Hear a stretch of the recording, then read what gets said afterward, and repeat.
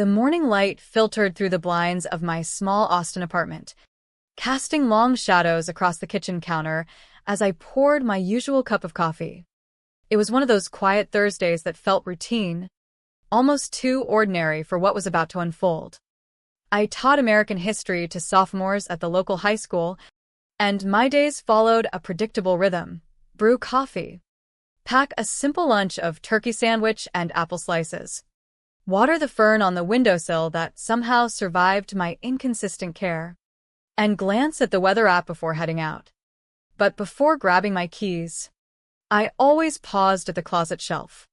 There, tucked in a small oak box lined with worn velvet, rested my father's bronze star. My fingers brushed the cool metal gently each time, feeling the weight of his service in Vietnam etched into every edge. Dad, Major Thomas Grant, had given it to me himself in his final weeks, whispering that it wasn't just a medal, but a promise to protect what mattered. I kept that promise, or so I believed, until the phone call shattered everything. My phone buzzed on the desk drawer during attendance review, an unknown local number. I answered without thinking. "Is this Sophia Grant?" The voice was gruff. No nonsense. Like a man accustomed to difficult conversations. "This is Mike Reynolds from Reynolds Pawn over on South Congress. We received a bronze star yesterday. The engraving on the back reads, Major Thomas Grant. That ring any bells for you?" My throat tightened instantly. The room seemed to tilt. "That's impossible," I managed, my voice barely above a whisper. But Mike pressed on, saying the guy who brought it in seemed off, too eager, claiming it was just collecting dust. Something didn't sit right with him, so he reached out. I hung up, heart pounding, and drove home in a daze, every stoplight feeling like an eternity of accusation. The apartment door creaked open under my trembling hand. Straight to the closet I went, flinging the box open. Empty. Just the faint imprint in the velvet where the star had rested for years. No forced entry. No mess, just gone. My mind raced to the only people who knew its significance, my mother Evelyn and my half-brother Marcus. I didn't call the police yet. What proof did I have beyond suspicion? Instead, I sped across town to Mom's modest bungalow on the east side, the one with the creaky porch swing and overgrown rose bushes Dad had planted decades ago. Evelyn answered with her usual warm smile, apron dusted with flour as if baking cookies could mask the tension. "Sophia, honey, what a surprise. Coffee." I didn't sit. "Where is Dad's bronze star?" Her smile faltered for a split second. "Oh, that old thing? I moved it to storage. Marcus needed space for his new setup." "Setup?" she explained, casually, almost proudly. That Marcus was diving deep into cryptocurrency mining. His rigs hummed day and night in the living room, drawing power that made the lights flicker. He's onto something big this time. Sophia. Real breakthrough. I stared at the tower of blinking LEDs and fans whirring beside the couch. Using my old surge protector from college, the metal had been displaced for wires and ambition. "It's safe," she insisted. But I could see the lie in her eyes, the same eyes that once comforted me after Dad's passing. Marcus wasn't home. Thankfully. I couldn't face his smug grin just yet. Leaving without another word. I called Mike back immediately. "I need to see it first thing tomorrow." At the pawn shop the next morning, nestled between a check-cashing place and a tattoo parlor, the air smelled of old leather and metal polish. Mike, bearded with faded navy tattoos, softened when he saw me. He brought out the box. The bronze star gleamed under the fluorescent lights. Untouched. Guy said it belonged to his stepdad. Claimed nobody else cared. Just dust collector. My stomach dropped. "Marcus Grant." Mike nodded, checking the sheet. "Got $2,300 for it. Needed cash for tech gear." I took the metal back, feeling its unexpected heaviness now, not from metal, but from betrayal. Driving home, the question swirled. How did Marcus get in without breaking anything? Why would Mom enable this? The crypto dream had consumed them, turning family honor into collateral for blinking lights and digital promises. That night, sleep evaded me as I held the star, wondering how quickly trust could dissolve into silence. The following day, exhaustion clung to me like humidity in the Texas air. But resolve pushed me forward. After a scalding shower and bitter coffee, I examined the metal again under better light. Something felt different. The velvet lining shifted oddly under my thumb. Peeling it back carefully revealed a folded yellowed note in Dad's unmistakable slanted handwriting. If you found this, someone crossed a line. Protect what's yours. Check the blue toolbox in the garage. My pulse quickened. Dad had anticipated this somehow. I drove back to Mom's while she was out, slipping into the garage like a ghost from the past. The blue toolbox, scratched with Dad's initials from his army days, sat untouched.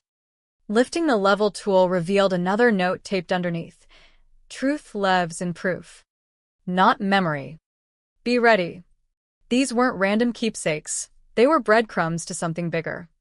Back in my apartment, I tore through Dad's old filing cabinet, military discharge papers, VA letters, tax records from years ago. One 2019 document stood out, a supposed house transfer to Marcus that didn't align with the original deed. Signatures looked off, slanted unnaturally. A will amendment I'd never seen bore a notary stamp from El Paso. Yet Dad had been confined to hospice in Austin that week. This wasn't mere sentiment anymore. It smelled of forgery and estate manipulation. I needed help. That's when the phone rang, unknown number again. Sophia? This is Sergeant Ellis. Served with your dad in Nam. Got your number from the VFW. Thinking about Thomas today. He always said the star goes to you. It's about the meaning, not the medal.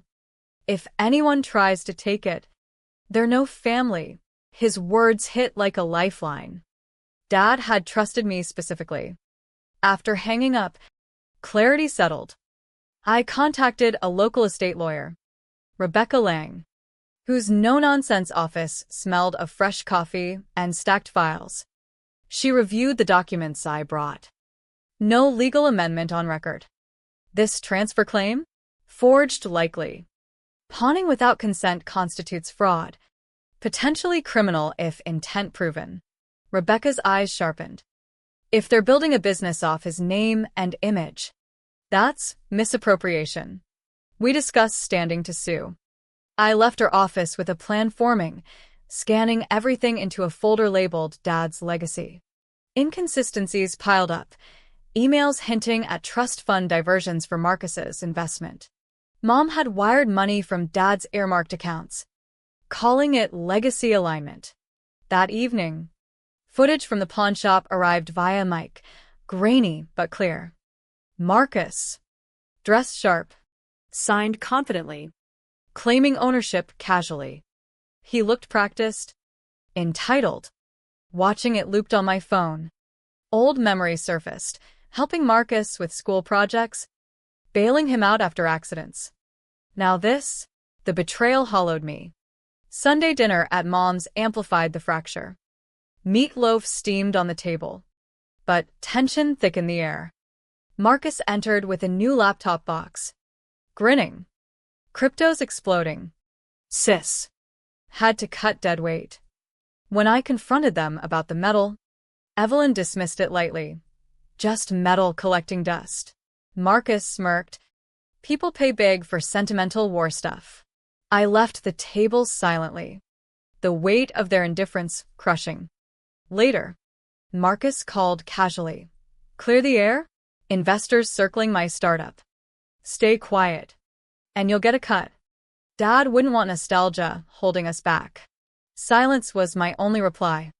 Then the invitation arrived, an elegant card for the Veterans Remembrance Banquet honoring Dad, represented solely by Evelyn and Marcus. My name omitted entirely. The erasure was complete. They weren't just taking the metal, they were rewriting history, branding Dad's service for Marcus's ValorForge crypto platform. But Dad's notes armed me. I printed evidence. Pawn receipt. Footage stills.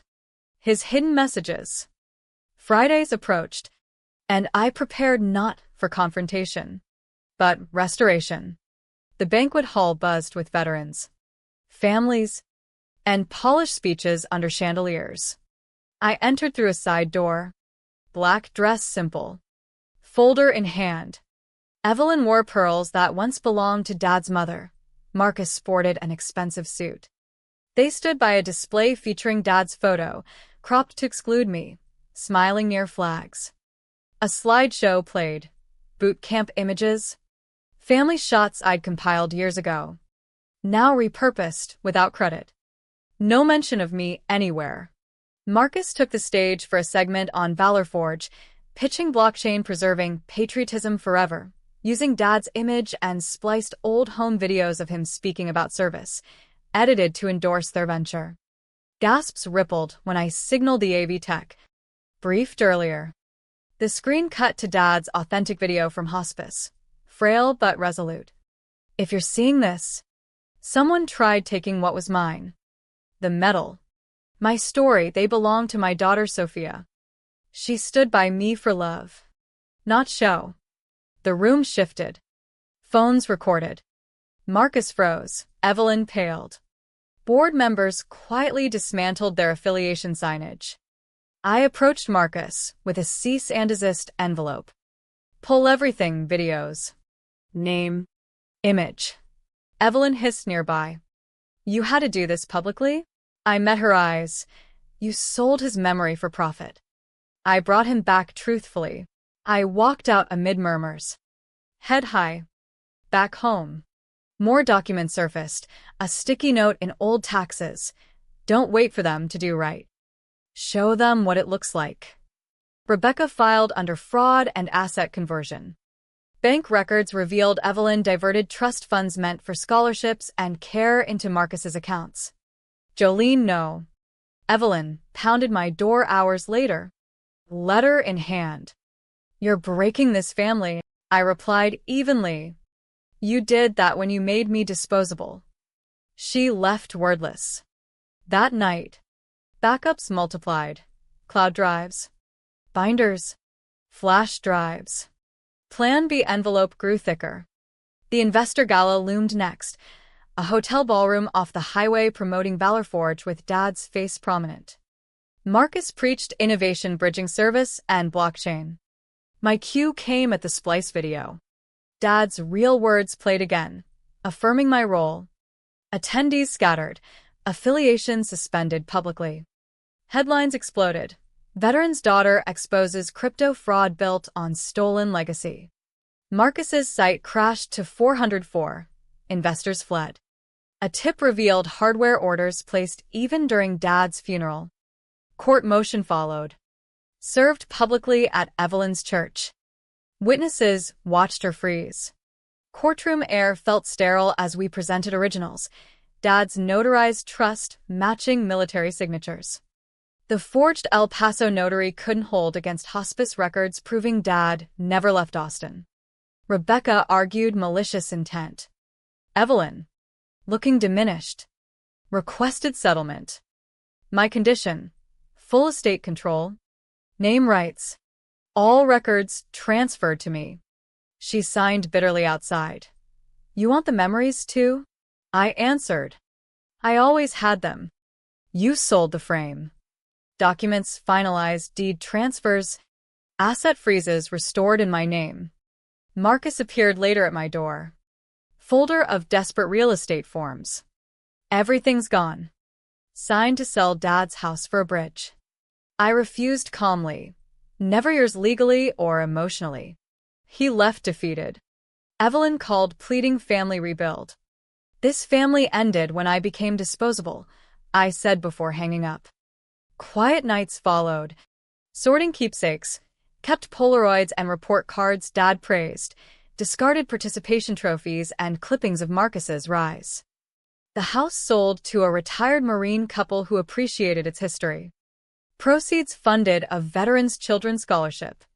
I moved to a cozy cottage nearby, teaching part-time history, volunteering at VFW, writing circles for untold stories. A journalist reached out for a podcast on legacy theft. In the park interview, I shared, not all thefts are money. Some rewrite your story while you live it. If erased, speak through actions louder than words. Months later, the medal rests openly on my shelf beside a framed quote. Honor isn't inherited, it's protected. No spotlight. Just presence. The viral video of Dad's words continues circulating, forcing accountability. Marcus shuttered operations. Evelyn resigned community roles quietly. Statement polished but remorseless. Sitting with Rebecca at a diner, we reviewed final headlines clearing Dad's name. They couldn't say sorry, I noted. She smiled faintly. Silence can't be quoted. Paying the bill, I drove to the cemetery, placing the star at Dad's headstone temporarily. They tried transaction. I built opportunity. In my cottage evenings, writing circles thrive, veterans sharing unfiltered. Students learn history resists revision. The young journalist's question lingers. What would I tell others facing erasure? Don't shout. Protect quietly. Then act decisively. They tried rewriting me out, but I author my chapter. What price does family pay when legacy becomes currency? The silence after truth echoes longest, reminding us honor demands vigilance. Not inheritance alone,